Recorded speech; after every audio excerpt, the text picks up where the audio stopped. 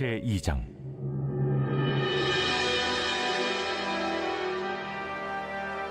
시온에서 나팔을 불며 나의 거룩한 산에서 경고의 소리를 질러 이 땅 주민들로 다 떨게 할지니 이는 여호와의 날이 이르게 됨이니라.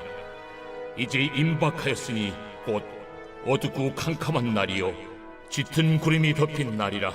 새벽빛이 산 꼭대기에 덮인 것과 같으니 이는 많고 강한 백성이 이르렀습니다. 이와 같은 것이 옛날에도 없었고 이후에도 대대에 없으리로다. 불이 그들의 앞을 사르며 불꽃이 그들의 뒤를 태우니 그들의 예전의 땅은 에덴 동산 같았으나 그들의 나중의 땅은 황폐한 들 같으니 그것을 피한 자가 없도다. 그의 모양은 말 같고 그 달리는 것은 기병 같으며 그들이 산꼭대기에서 뛰는 소리는 병거 소리와도 같고 불꽃이 건물을 사르는 소리와도 같으며 강한 군사가 줄을 버리고 싸우는 것 같으니 그 앞에서 백성들이 질리고 무리의 낯빛이 하얘졌도다. 그들이 용사같이 달리며 무사같이 성을 기어오르며 각기 자기의 길로 나아가되 그 줄을 이탈하지 아니하며 피차에 부딪히지 아니하고 각기 자기의 길로 나아가며 무기를 돌파하고 나아가나 상하지 아니하며 성중에 뛰어들어가며 성 위에 달리며 집에 기어오르며 도둑같이 창으로 들어가니 그 앞에서 땅이 진동하며 하늘이 떨며 해와 달이 캄캄하며 별들이 빛을 거두도다. 여호와께서 그의 군대 앞에서 소리를 지르시고 그의 진영은 심히 크고 그의 명령을 행하는 자는 강하니 여호와의 날이 크고 심히 두렵도다. 당할 자가 누구이랴? 너희는 이제라도 금식하고 울며 애통하고 마음을 다하여 내게로 돌아오라. 너희는 옷을 찢지 말고 마음을 찢고 너희 하느님 여호와께로 돌아올지어다. 그는 은혜로우시며 자비로우시며 노하기를 더디하시며 인애가 크시사 뜻을 돌이켜 재앙을 내리지 아니하시나니 주께서 혹시 마음과 뜻을 돌이키시고 그 뒤에 복을 내리사 너희 하느님 여호와께 소제와 전제를 드리게 하지 아니하실는지 누가 알겠느냐? 너희는 시온에서 나팔을 불어 거룩한 금시계를 정하고 성회를 소집하라. 백성을 모아 그 모임을 거룩하게 하고 장로들을 모으며 어린이와 젖먹는 자를 모으며 신랑을 그 방에서 나오게 하며 신부도 그 신방에서 나오게 하고 여호와를 섬기는 제사장들은 낭실과 제단 사이에서 울며 이르기를 여호와여 주의 백성을 불쌍히 여기소서. 주의 기업을 욕되게 하여 나라들로 그들을 관할하지 못하게 하옵소서. 어찌하여 이방인으로 그들의 하느님이 어디 있느냐 말하게 하겠나이까 할지어다. 사랑하는 큰숙가슴 여러분, 좋은 아침입니다. 8월 29일 매일 말씀 나누도록 하겠습니다. 어제부터 요엘서가 시작됐습니다. 시작부터 무거운 경고의 말씀이 선포되었는데요. 오늘 본문도 어제와 동일하게 그 재앙에 대한 선포와 경고 그리고 회개의 명령이 나오고 있습니다. 다른 점이 있다면 어제 본문은 현재 겪고 있는 메뚜기 재앙이 얼마나 참혹하고 두려운지를 상기시키며 회개를 촉구했다면 오늘 본문은 앞으로 다가올 재앙에 대한 선포와 경고를 하고 있습니다. 함께 말씀을 보며 살펴보겠습니다. 1절에서는 시온에서 나팔을 불며 경고의 소리를 질러 이 땅의 주민들로 다 떨게 하라라고 말씀합니다. 왜냐하면 여호와의 날이 임박했기 때문입니다. 여호와의 날이 무슨 날입니까? 여호와의 날은 심판의 날을 의미합니다. 많은 선지자들을 통해서 선포된 하나님의 말씀이 있었음에도 불구하고 계속해서 우상을 숭배하고 또 제멋대로 살아가는 이스라엘 백성을 향해 하나님께서 심판의 칼을 빼어 드신 것입니다. 그렇기 때문에 1절에서 말하는 나팔을 불며 경고의 소리를 지르라 라는 것은 단순히 적의 공습을 경고하는 그런 차원이 아닙니다. 하나님의 심판을 경고하는 나팔 소리인 것이죠. 이제 곧 쳐들어올 적들은 하나님의 심판의 도구로서 쳐들어오는 적들인 것입니다. 이 심판의 날이 어떻다라고 말씀해 주고 있습니까? 2절을 보니까요, 어둡고 캄캄한 날, 또 짙은 구름이 덮인 날, 새벽빛이 산꼭대기에 덮인 것과 같다 라고 말해주고 있습니다. 그냥 흐린 날 정도가 아니라는 것이죠. 얼마나 어두웠던지 이와 같은 것이 옛날에도 없었고 또 이후에도 대대에 없다라고 말씀해주고 있습니다. 전무후무하다는 것이죠. 그리고 3절을 보니까 불이 앞을 사르며 불꽃이 뒤를 태운다라고 말씀해주고 있습니다. 침공한 적의 공격을 불에 비유하고 있는 것인데요. 이 불이 태우기 전에 그들의 땅은 에덴 동산과 같았다라고 말씀해주고 있습니다. 에덴 동산과 같았다라는 것은 그들의 땅이 어떠했다는 뜻일까요? 부족한 것 없이 아주 풍요로운 땅이었다라는 것을 비유적으로 말하고 있는 것입니다. 물론 진짜 에덴 동산처럼 완벽하지는 못했겠지만 그들이 먹고 즐기는 데는 부족함이 없었다라는 것입니다. 그런데 이 불이 지나간 후에는 황폐한 들 같으니 피할 자가 없다라고 말씀하고 있습니다. 그렇게 부족한 것이 부족한 것 없이 풍요로웠던 땅이 한순간에 황폐한 들처럼 됐다는 것입니다. 그리고 4절부터 9절은 멈출 줄 모르는 진군을 묘사하고 있습니다. 침공한 적들이 진군을 하는데 정말 거침없이 들어오는 것이죠. 이것을 말씀에서는 어떻게 묘사하고 있습니까? 그의 모양은 말 같고 그 달리는 것은 기병 같다. 어찌나 순식간에 점령을 하는지 말과 기병 같다라는 것입니다. 그리고 그들이 산 꼭대기에서 뛰는 소리는 병거 소리와도 같다라고 말씀해주고 있습니다. 평지도 아니고 산 꼭대기인데도 그들의 뛰는 소리가 병거 소리 같다라는 것입니다. 그만큼 크고 빠르다는 것이겠죠. 또 불꽃이 건불을 사르는 소리와도 같다라고 말씀합니다. 건불이 무엇입니까? 건불. 바싹 마른 지푸라기 같은 것, 이것을 말하는 것이죠. 바싹 마른 지푸라기가 타는 모습을 보셨습니까? 아주 순식간에 다 타버립니다. 산 꼭대기에서 뛰는 소리가 불꽃이 건불을 사르는 소리와 같다라는 것은 그만큼 빠르게 다 태우고 지나간다라는 것입니다. 또 강한 군사가 줄을 버리고 싸우는 것 같다라고 말씀해주고 있습니다.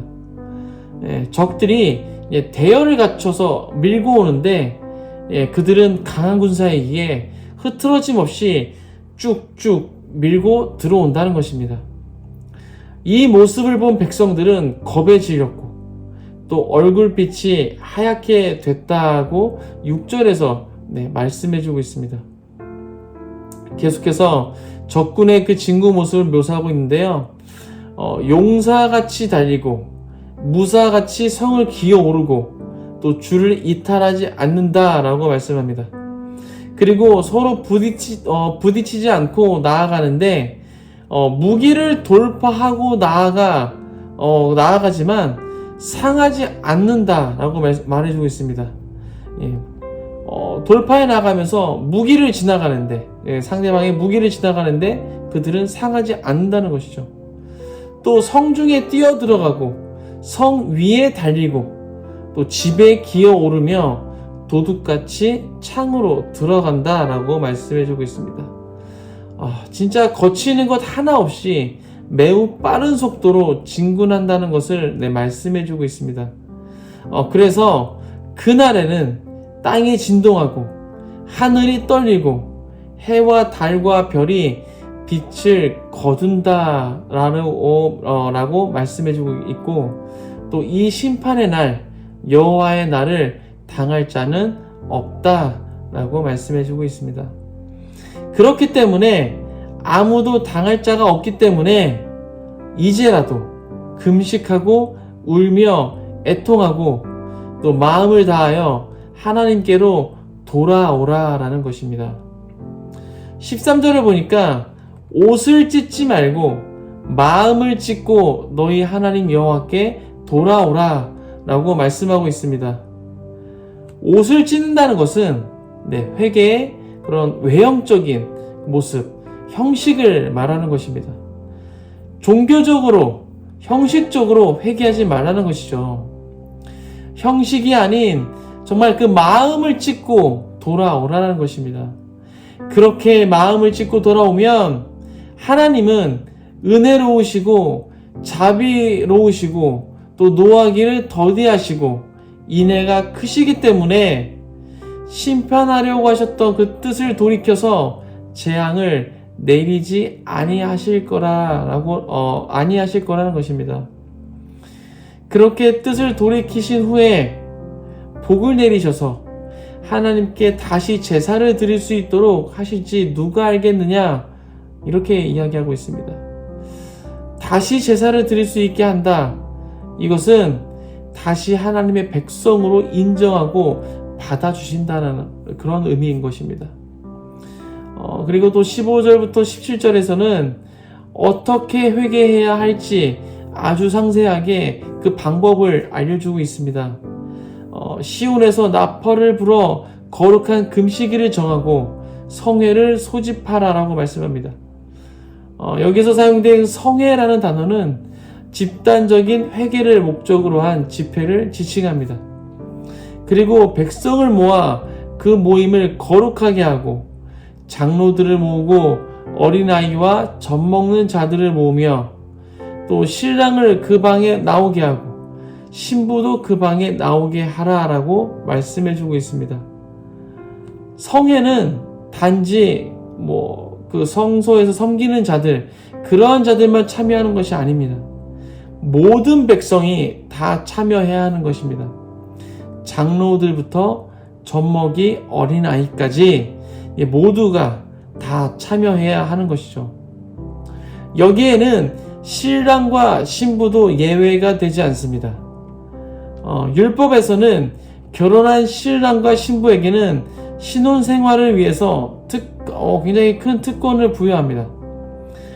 신랑은 결혼한 지 이제 1년 이내에는 국가적 전쟁이 있을 때에도 나라와 나라가 전쟁 가운데 있다 할지라도 군대의 소집을 면해줍니다.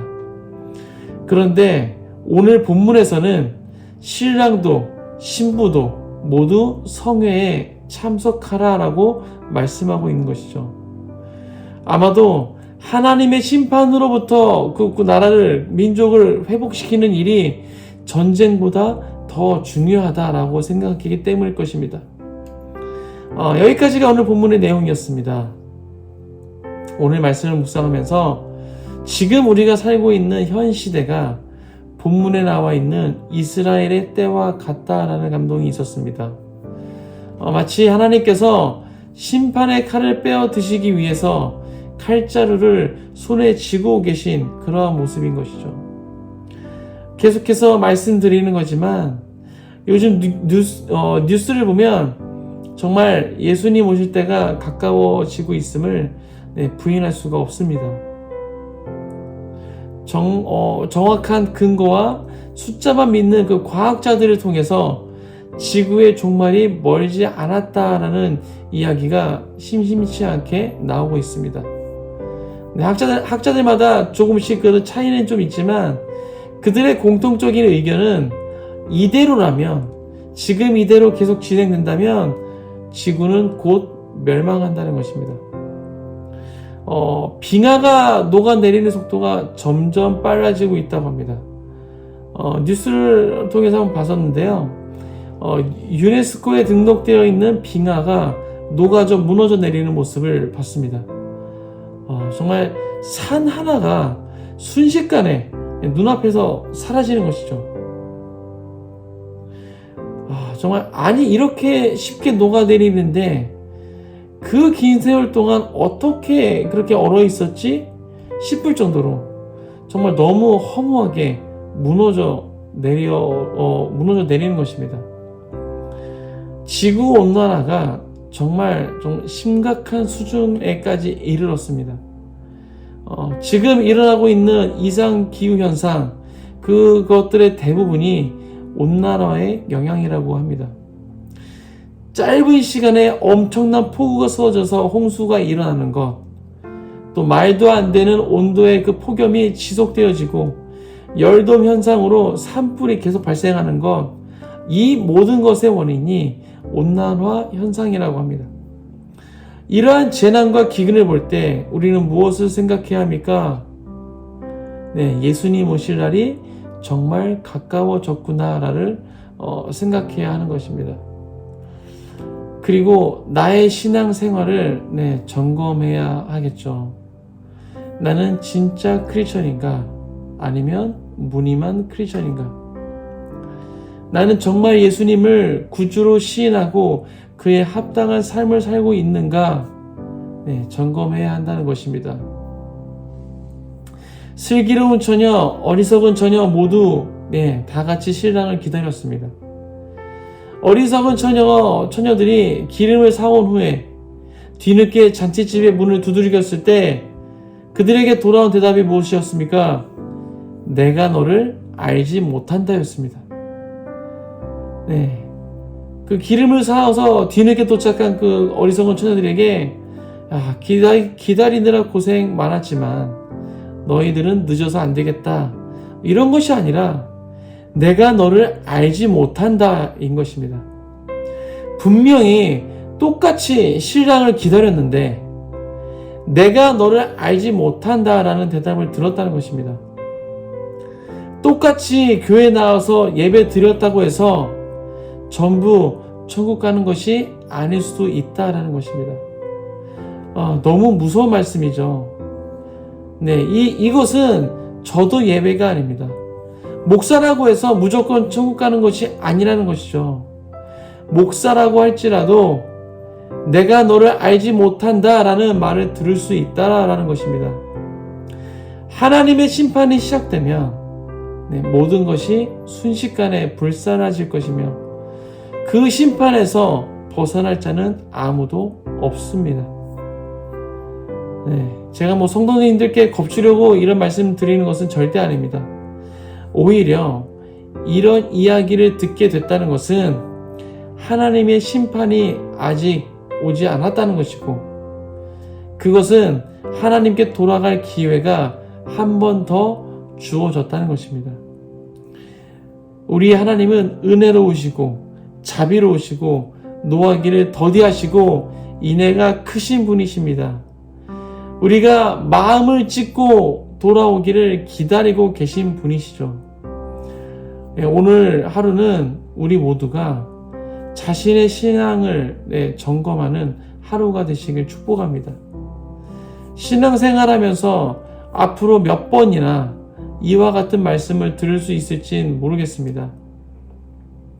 하지만 혹시 이번이 마지막 기회가 될 수도 있다라는 마음으로 우리의 신앙을 점검하고 또 마음을 찢고 다시 하나님께 돌아가는 은혜가 있기를 주님의 이름으로 축복합니다. 함께 기도하겠습니다. 하나님, 오늘 말씀을 통해서 또 마지막 때에 대해서 돌아보게 됐습니다. 여호와의 날, 그 심판의 날에는 그것을 피해갈 자가 아무도 없는 줄 믿습니다. 또 그 날에는 모든 것이 다 불태워질 것입니다. 하나님, 우리가 지금 이 하루하루를 살아가고 있는데 오늘 하루를 살아갈 때 우리가 정말 이것을 오늘 말씀을 기억하면서 우리의 신앙을 점검해 보기 원합니다. 여호와의 날, 하나님의 그 주님 다시 오실 날, 그 심판의 날이 이제 곧 다가올 것인데 점점 빨라지고 있는데 주님, 그날에 우리가 정말 어리석은 다섯 처녀처럼 내가 너희를 알지 못한다라는 그러한 말을 듣지 않도록 주님 우리 가운데 은혜를 더하여 주옵소서. 그 은혜가 바로 오늘 이 말씀을 우리가 다시 한번 듣게 한 하나님의 은혜인 줄 믿습니다. 이 말씀을 우리가 들었을 때 우리의 신앙을 점검하고 우리가 다시 좀 우리가 마음을 찢고 여호와께 돌아갈 수 있도록 우리 가운데 함께하여 주옵소서. 성령님, 오늘 하루 삶 가운데 우리가 우리의 삶을, 우리의 신앙을 다시 한번 점검하게 하시고, 우리가 또한 주님 혹시나 잘못된 부분이 있었다면, 우리가 또 혹시나 아니란 부분이 있었다면 우리가 다시 한번 우리의 마음을 찢고 다시 주님께 돌아갈 수 있도록, 다시 우리의 그 신앙을 다시 세워갈 수 있도록, 우리의 믿음을 세워갈 수 있도록 주님 역사하여 주옵소서. 우리 가운데 그렇게 역사하실 줄 믿습니다. 이 모든 말씀 예수 그리스도의 이름으로 기도했습니다. 아멘.